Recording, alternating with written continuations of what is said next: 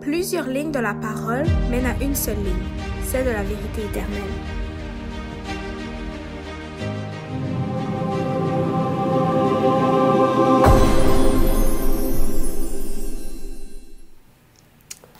Alors, bonjour à tous et bienvenue encore une fois à cette émission à Allons à l'école du sabbat. Donc aujourd'hui, nous allons parler de la leçon numéro 5 qui parlait de la parabole du sommeur dans Marc 4, 1 à 25.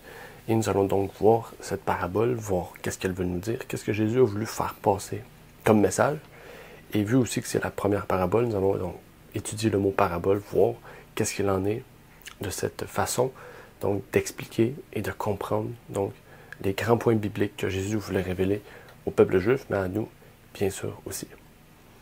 Donc, je vous invite à prendre votre guide de l'école sabbat dans Leçon sur l'évangile de Marc, première partie, et de pouvoir aussi voir avec nous et ouvrir avec nous aussi la parole de Dieu pour que nous puissions explorer ensemble cette parabole et ce passage donc de Marc 4, 1 à 25. Je vous souhaite donc bonne étude et bonne écoute au travers de cette émission à Allons à l'école du sabbat.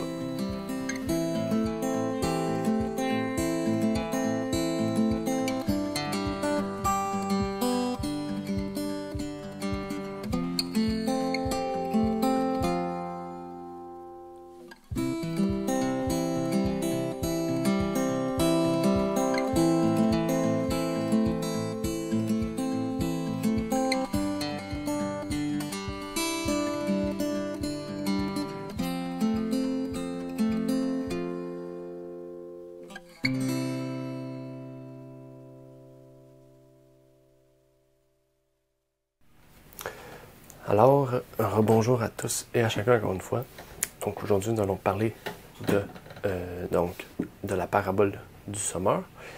Et donc, avant de commencer à pouvoir parler de ce sujet, je vais pouvoir faire les invitations habituelles et aussi vous inviter à pouvoir aller voir le site de la maison d'édition. Donc, ici, lignedeverité.com. Donc, ici, vous avez les ouvrages qu'on publie et on vous invite donc à pouvoir télécharger ou vous procurer, vous acheter les ouvrages auxquels vous désirez. N'oubliez pas que on peut produire ces écoles de sabbat-là grâce au fait que, que la maison d'édition a un roulement et qui permet donc de pouvoir les imprimer et les envoyer aussi partout dans le monde. Donc, on envoie plus de 100 copies papier à travers le monde pour donc, que tous et chacun puissent recevoir une copie, même s'ils n'écoutent pas cette émission. Au moins, ils pourront recevoir une copie papier donc de cette école de sabbat. Et on vous invite donc de pouvoir, soit par donation, donc au ministère, donc par la voie de donation, ou vous pouvez vous procurer des livres. C'est ce qui nous encourage donc à pouvoir continuer à en produire d'autres, donc au nom et par le nom donc de la maison d'édition. De plus, j'aimerais vous inviter donc à pouvoir nous contacter par email pour ceux et celles donc qui ont des questions au sujet de la maison d'édition, du ministère, de l'Église, etc., qui sont 3 branches différentes, 3 choses distinctes, okay, qu'il faut bien comprendre de plus en plus. Donc, je vous prie de nous contacter sur contact@lignesurligne.ca pour toute question, invitation, demande particulière, suggestion, etc. De plus, si vous avez des questions, vous pouvez les poser dans la vidéo YouTube, donc si c'est des questions reliées à la vidéo en question. Ou sinon, vous pouvez nous contacter aussi par email, donc pour avoir des questions comme je viens de le dire. Sinon, on va pouvoir commencer donc cette émission. Et donc, en débutant cette émission, j'aimerais pouvoir faire une courte prière avec vous. Notre Père est aux cieux, j'aimerais te prier, Seigneur, et te remercier pour ce que tu fais dans notre vie. Merci de nous permettre aujourd'hui de pouvoir parler, discuter de ce sujet, de pouvoir explorer, Seigneur, ces différents points. Que tu puisses nous éclairer, Seigneur, sur ces sujets. Que tu puisses nous permettre de comprendre cette parabole du sommeur, Seigneur. Et que tu puisses surtout nous permettre de vraiment nous éclairer sur les points que non seulement tu veux nous révéler, mais que tu veux nous permettre de comprendre. C'est ma prière et c'est par le nom de précieux de ton Fils que nous t'en prions. Amen. Donc aujourd'hui, nous allons explorer la parabole du sommeur.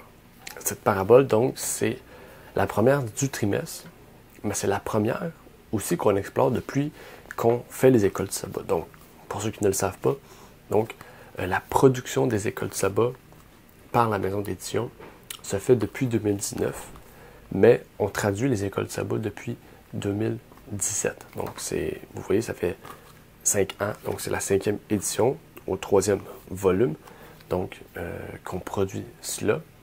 Et bien sûr, donc c'est ça. Donc, ça va nous permettre aussi de explorer différents sujets, mais c'est après 5 années, c'est la première fois donc qu'on va parler des paraboles. On a parlé de divers sujets. On a déjà étudié le sanctuaire il y a 5 ans. On a étudié les doctrines. On a étudié même la divinité. On a étudié une année sur Actes, une année sur les prophéties. Et cette année, on étudie les petits livres auxquels l'Église voulait approfondir, donc le livre de Jacques, Philippiens. Et maintenant, on va étudier pour le reste de l'année le livre de Marc. Donc, attendez-vous à l'année prochaine d'avoir un autre sujet. Donc, on n'aura pas discuté, bien sûr, parce que la Bible est large. La Bible nous permet de comprendre plusieurs choses. Et donc, ça va être formidable de pouvoir comprendre et explorer donc d'autres livres, d'autres choses, d'autres sujets importants que la Bible veut nous révéler. Donc, comme tout à l'heure, je vous ai fait la proposition, je vous propose encore de pouvoir procurer cet ouvrage-là. Il nous en reste encore de disponible. Et sinon, vous pouvez vous le procurer en PDF. Donc, on l'offre en PDF aussi gratuitement. Donc, pour tous ceux et celles qui aimeraient mieux l'avoir en PDF, bien sûr, ou l'imprimer chez eux. Donc, en commençant par cette parabole, on peut voir vraiment que cette parabole nous exprime différents points importants. Déjà, on va voir par cette première parabole différentes choses que Jésus veut nous révéler. Et au fur et à mesure qu'on avance dans, on pourrait dire, cette étude, ce sujet, et ce trimestre surtout, on va explorer d'autres paraboles. Justement, la semaine prochaine, il y aura 2 autres paraboles, donc des petites paraboles comparativement à elles qu'on va voir aujourd'hui, qui vont nous permettre de comprendre des points importants. La leçon commence vraiment au fait que Jésus est allé sur le bord de la mer. À ce bord de mer-là, il décide de pouvoir prendre le temps de faire réfléchir les gens, de pouvoir faire et permettre aux gens de vraiment se poser des questions. Okay? Et c'est ça qui est intéressant, c'est que les paraboles permettent de transmettre des informations sans donner la réponse. Donc, ça permet aussi à ceux et celles qui sont curieux de pouvoir chercher davantage. Et les paraboles, vraiment, ça a un intérêt aussi particulier. Ils permettent de toucher tout le monde sans affecter personne. Parce que les paraboles, les gens le savent. Quand que Jésus va parler, il va parler d'une parabole. Donc, il ne parle pas directement à un groupe de personnes. Mais chaque personne peut s'identifier dans ce groupe-là. Et c'est ça qui est intéressant. Il parle avec des sujets, des choses que les gens connaissent, mais qui doivent réfléchir pour comprendre, en fait. Et c'est ça qui est fascinant. Dieu aussi nous invite des fois à pouvoir, pas imager, mais à pouvoir utiliser des images ou des sens figurés pour comprendre qu'est-ce qu'il y en a. Mais qu'est-ce qu'il faut surtout comprendre, c'est que la Bible exprime quand c'est un sens symbolique. On voit que quand les lois naturelles, les lois de la physique, on peut dire les lois de la nature, sont, on pourrait dire, non logiques d'après la Bible, dans ce qu'on retrouve dans la Bible, on y voit un sens symbolique. Okay? Par exemple, un grand dragon rouge avec 8 têtes et 10 cornes, 7 têtes et 10 cornes, on ne retrouvera jamais ça dans la vraie vie. Et on comprend tout de suite que c'est une image, en fait. Okay? Mais dans le reste du temps, auquel on pourrait voir que c'est quelque chose de physique, de crédible, la Bible nous révèle par un terme ou quelque chose que c'est symbolique. Par exemple, Jésus nous dit ici, je vais vous raconter une histoire ou une parabole. C'est pas des histoires vraies. Okay? Jésus raconte, oui, des choses naturelles, mais de façon imagée. Tout comme, par exemple, la vision de Pierre, quand il a vu une grande table avec différentes viandes impures et pures, on voit que Pierre était dans une vision. La Bible nous le dit. Donc, on sait tout de suite que c'est quelque chose d'imaginé pour représenter quelque chose dans la vraie vie. Donc, c'est important de clarifier cela parce que des fois, on utilise des paraboles pour dire, voilà, Jésus nous prouve un point. Par exemple, la grande table où les viandes pures et impures, il y en a qui vont dire, voilà, Dieu montre ici qu'on peut manger toutes les viandes qui existent. Mais les animaux représentaient les humains. Ils représentaient des hommes. Donc, En fait, si on comprend tout de suite le mot du départ qui était vision, on va comprendre que nous, on doit chercher à comprendre qu'est-ce qu'il y en est de cette résolution-là. Okay? Puis, une parabole ou une vision, un sens symbolique, ne peut pas être littéral à la fois. Okay? Et c'est ça qui est intéressant. Une parabole permet, comme on l'a pu voir, de toucher tout le monde sans affecter personne. Elle permet aussi aux plus curieux, aux ceux qui cherchent réellement, d'approfondir et de trouver le sens de ce mot. Et la définition réelle de parabole, c'est ressemblance, comparaison, similitude. Donc on voit tout de suite que les paraboles sont des choses fictives, est une histoire fictive représentée par des choses naturelles, des choses visibles ou du moins des choses de la vie des gens auxquels Jésus racontait à l'époque. Parce qu'aujourd'hui, il n'y a plus de publicains, il n'y a plus de sadducéens ou de pharisiens, etc. Donc on comprend que pour l'époque, c'était important. Pour nous aussi, c'est important, mais il faut comprendre certains mots de plus. Pharisiens, sadducéens, etc. Comment ils étaient pour comprendre vraiment, réellement, profondément, complètement ce que la parabole voulait nous dire. Vraiment, je voulais ici aussi lire un passage dans les paraboles de Jésus, parce que dans le livre Paraboles de Jésus, on parle de cette parabole du semeur, et je vous invite à lire ce chapitre-là pour comprendre. Je vous invite à lire ce chapitre-là pour comprendre chaque aspect de la parabole. Bien sûr, si vous ne le voulez pas, vous voulez rester dans ce que la leçon nous dit, c'est à votre guise aussi. Mais ici, c'est complémentaire, donc optionnel. Et c'est important, c'est pas très long, c'est peut-être une dizaine de pages, donc je vous invite à pouvoir le faire. Elle nous dit ici à la page 11. L'enseignement du Christ en parabole s'inspire du principe même qui le guidait dans sa mission en faveur de l'humanité. Afin de nous familiariser avec sa personne divine, le Sauveur revêtit notre condition et habita parmi nous.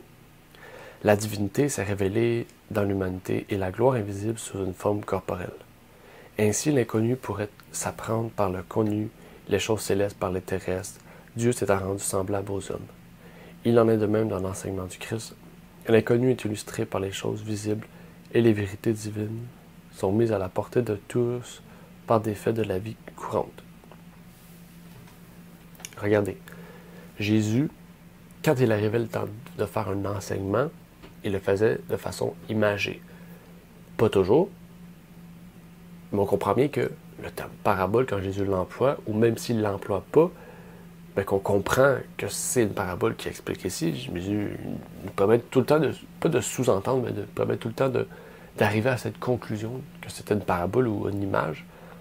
On comprend que c'est la façon dont Jésus enseignait. Donc on comprend que si l'Apocalypse, qui serait supposé porter révélation, le terme révélation, le mot, et non pas Apocalypse, c'est révélation de Jésus-Christ, on comprend que Jésus-Christ va nous enseigner comment? Par des images. Pourquoi? Pour nous porter justement à chercher à comprendre, pour amener les curieux à comprendre. Okay? Bien sûr, il y aura des contrefaçons, bien sûr, il y aura des personnes qui vont essayer de défaire ces mots, etc. On le voit déjà avec les paraboles au temps de Jésus. Mais Jésus ne peut pas faire des miracles, même si j'en suis sûr qu'il dirait tel qu'il est de la prophétie, les gens ne croiraient pas. Et donc, la première parabole de Jésus dans son ministère, c'est la parabole du semeur. J'ai fait quelques recherches au travers des 4 évangiles et vraiment, c'est la première parabole. Dans cette parabole, Christ fait allusion à plusieurs choses. Sans y entrer dans les détails aujourd'hui, ou sa signification particulière de tout, quelles sont les choses importantes qui y sont décrites? Déjà, il y a plusieurs points qui sont décrits. On parle du sommeur, ou les sommeurs, parce qu'ici, il prend l'exemple de un, mais bien sûr, il n'y a pas un sommeur partout dans le monde, il y en a plusieurs. Donc, ici, il prend l'exemple de un qui représente un groupement de personnes, okay? Ou un individu parmi tant d'autres. Bien sûr, par la suite, il y a la semence. Puis, par la suite, dans la semence, il y a différents endroits où la semence tombe. Et c'est là que, on pourrait dire, la parabole commence à trouver son sens. Il y a une semence qui tombe sur le chemin, qui est mangée par les oiseaux. Un autre qui tombe dans la pierre, dans le chemin pierreux, donc qui ne peut pas rentrer dans la terre, puis elle se fait brûler par le soleil. Il y en a un autre qui tombe dans les épines, et donc elle est étouffée. Elle n'a pas d'air pour pouvoir éclore et grossir. Une dernière partie tombe dans la bonne terre et qui porte du fruit. nous remarquons aussi plusieurs choses auxquelles le Christ voulait que nous portions attention. Des choses importantes que Jésus voulait qu'on regarde. Okay? Et comme vous avez vu, il y a le semeur, la semence, on pourrait arrêter là sans rien plus, mais vraiment, Jésus va plus loin. Il parle de 4 terrains pierreux, il parle de 4 choses différentes. Dès là, il faut comprendre. Il faut comprendre plusieurs choses. Mais ce qui est le plus intéressant, c'est à la fin de la parabole. Il ne le dit pas tout le temps, mais ici, il le dit. C'est la première parabole, et je pense que si c'est la première parabole, et de la façon dont que Marc est construit, que les 4 évangiles sont construits, bien sûr, s'il le dit à la fin, que les gens ils n'ont peut-être pas rappelé, peut-être qu'ils n'étaient pas tout le temps là à toutes les paraboles, mais nous, puisqu'on a toutes les paraboles une par une, je pense que, même s'il ne le répète pas, le fait qu'il l'ait dit à la première, et qu'il l'ait dit aussi, tout court, devrait nous porter une attention à chaque parabole. La phrase est « que celui qui a des oreilles pour entendre, entende ». Cette phrase est une phrase importante. On la retrouve 13 fois dans la Bible, on la retrouve à plusieurs fois dans les paraboles, mais aussi dans toutes les églises de l'Apocalypse. On y voit tout de suite que le livre de l'Apocalypse est imagé. Déjà en disant cela, parce que si ça ne serait pas imagé, en fait, Jésus n'aurait pas besoin de dire « celui qui entend, entende ». Justement, c'est imagé parce qu'il veut nous dire « maintenant que tu as lu, que tu as entendu, maintenant, va plus loin. Cherche à comprendre. » C'est ça que Jésus nous pousse à faire en disant cette phrase-là, c'est que quand il dit « porte attention », c'est une attention active et non pas passive. On ne lit pas un roman, là. La Bible n'est pas un roman qu'on lit, qu'on comprend une morale. Okay? Parce qu'on ne devrait pas lire des livres qui apportent une mauvaise morale ou qui apportent aucune morale, surtout. Mais il y a certains romans qui apportent une bonne morale.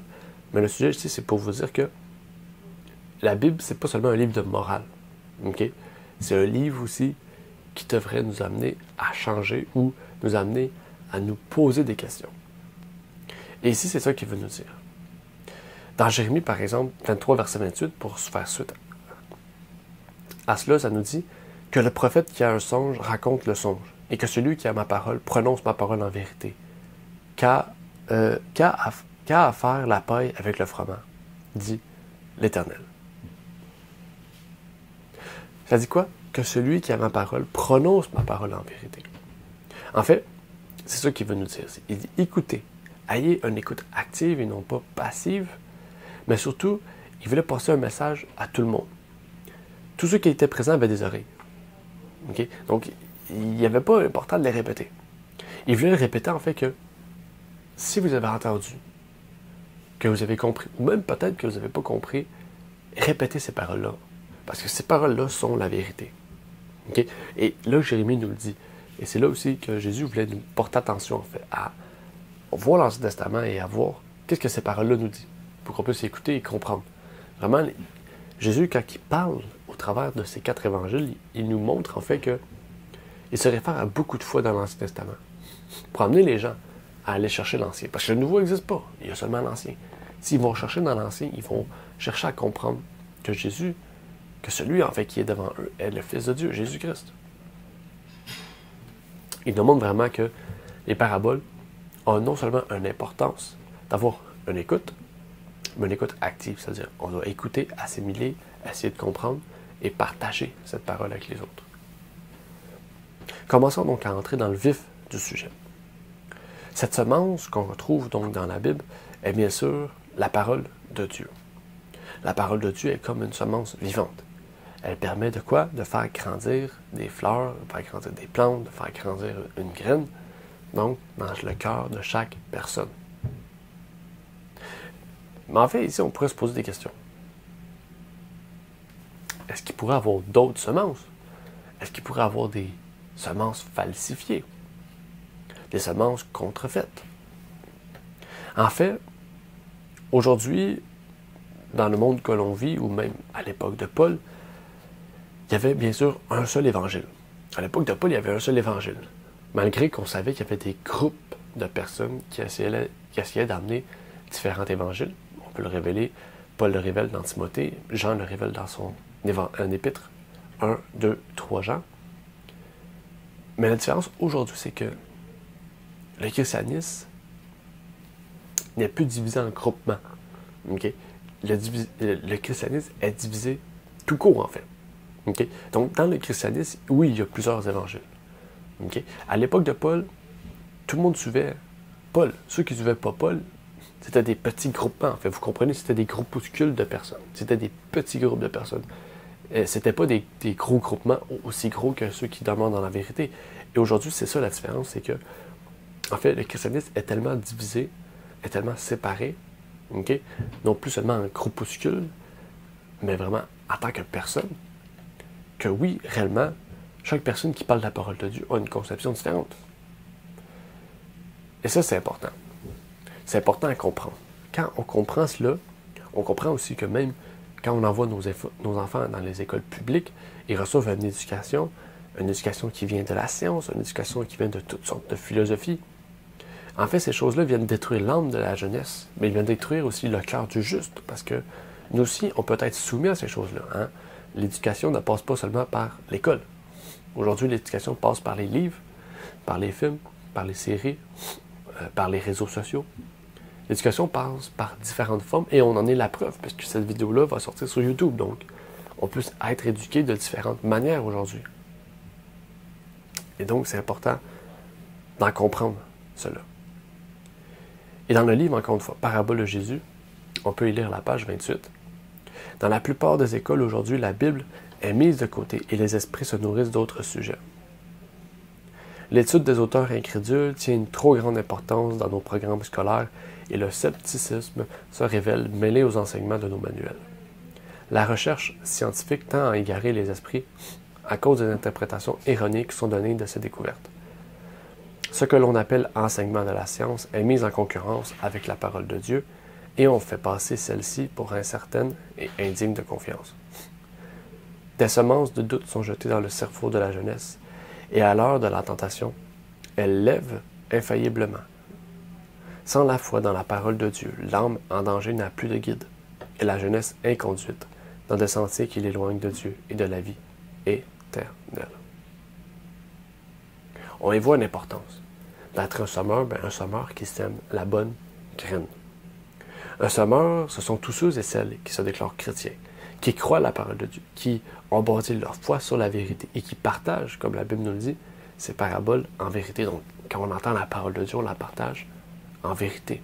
On la partage dans la vérité et pour la vérité. Et même dans cette catégorie-là de chrétiens, aujourd'hui, on voit qu'il y a des faux semeurs qui sèment une contrefaçon de cette graine.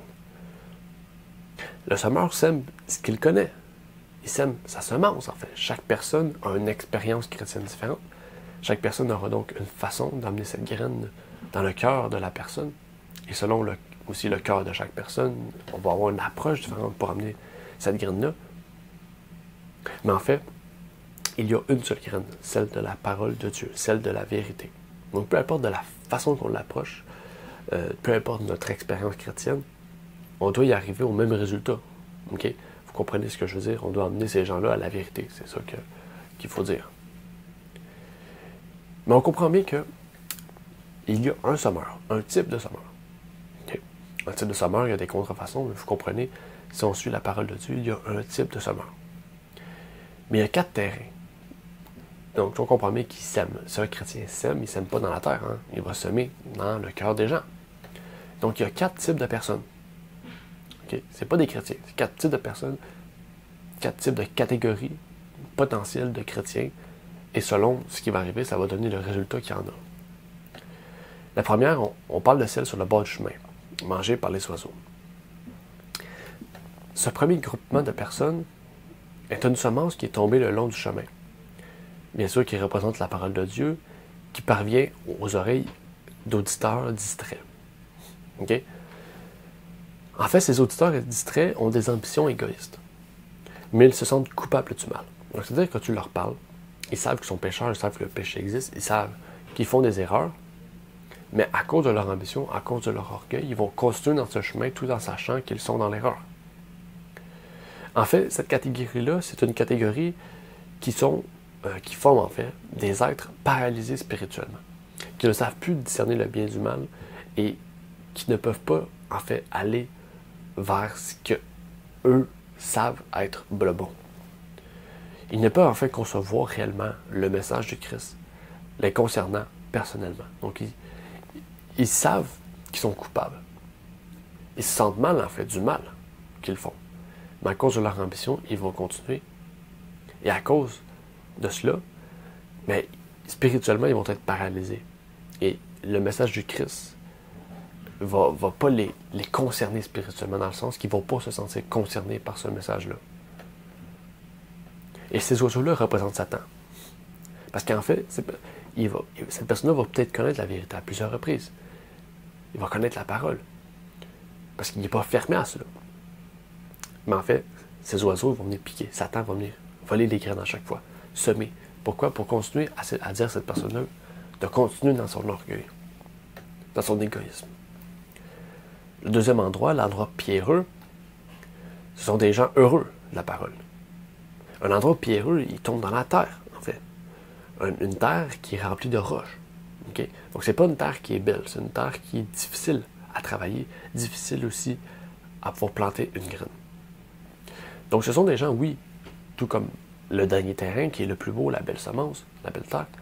Ce sont des gens heureux de la parole, qui acceptent rapidement la parole pour sa beauté, pour qu'est-ce qu'il y en apporte de positif, mais en oublie le sens profond de cette terre qui doit être travaillée. Et donc, cette semence qui grandit rapidement, développe des racines, et dans ces racines-là, il va faire face aux roches. Et dès qu'il va voir la première roche, elle va tomber.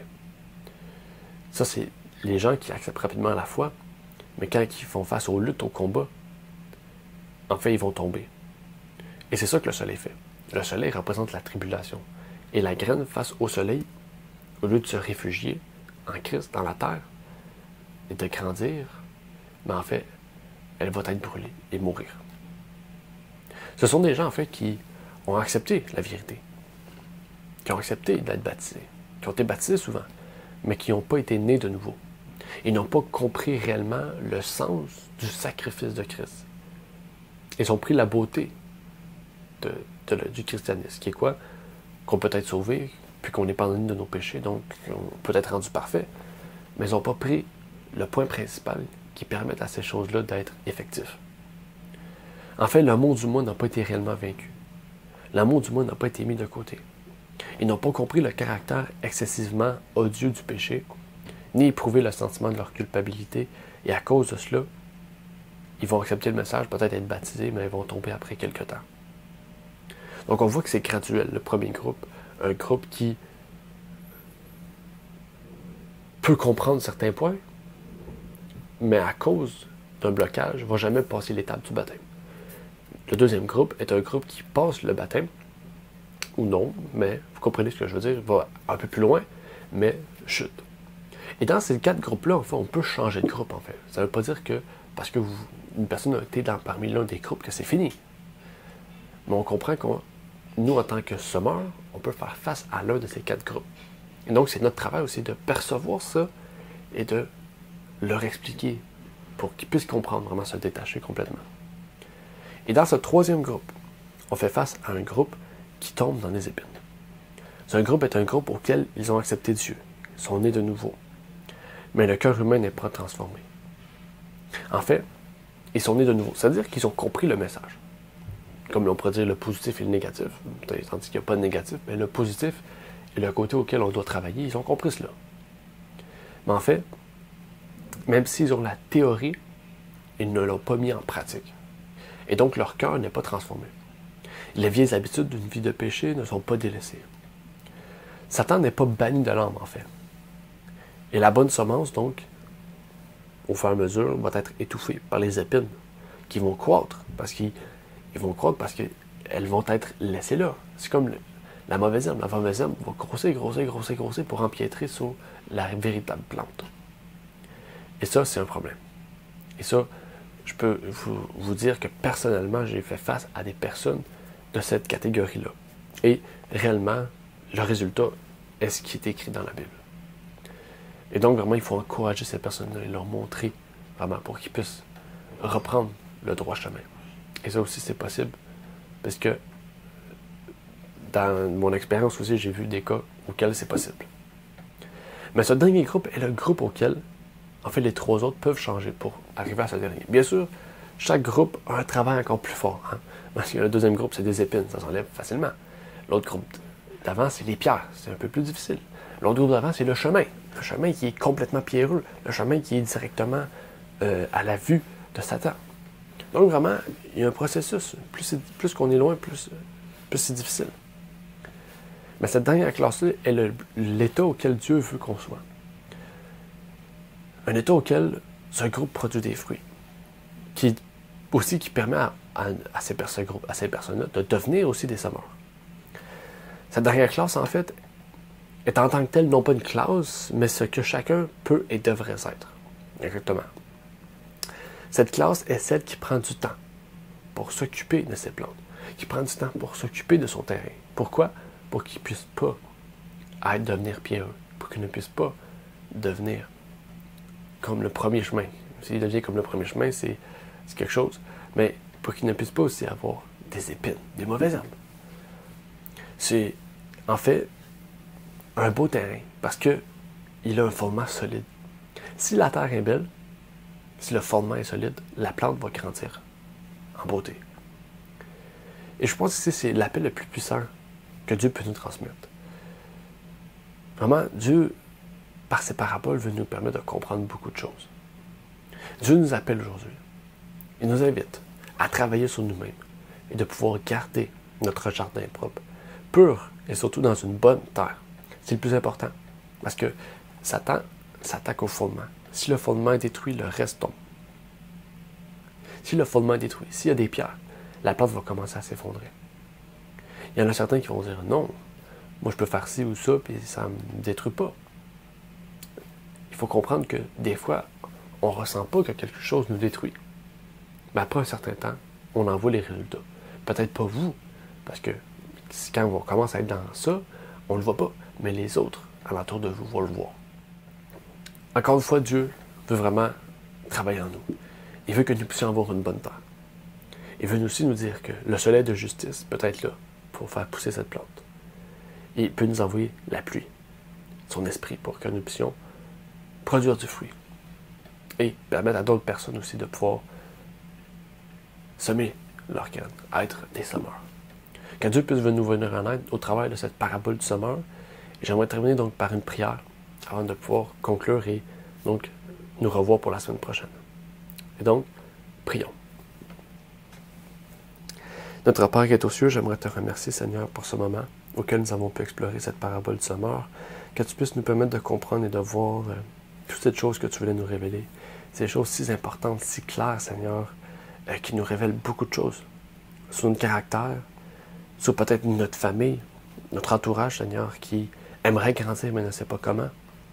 Que tu puisses permettre que ces écoles du sabbat nous permettent de comprendre et de voir tous ces points que tu veux nous révéler. C'est ma prière pour chacun d'entre nous, que tu puisses nous permettre de pouvoir garder une terre bonne. Et c'est ma prière au nom de ton Fils Jésus-Christ. Amen. Merci d'avoir écouté cette vidéo. Pour plus de contenu, abonnez-vous sur notre site Internet. Il est également possible pour vous de nous suivre sur notre page Facebook et de nous contacter par email.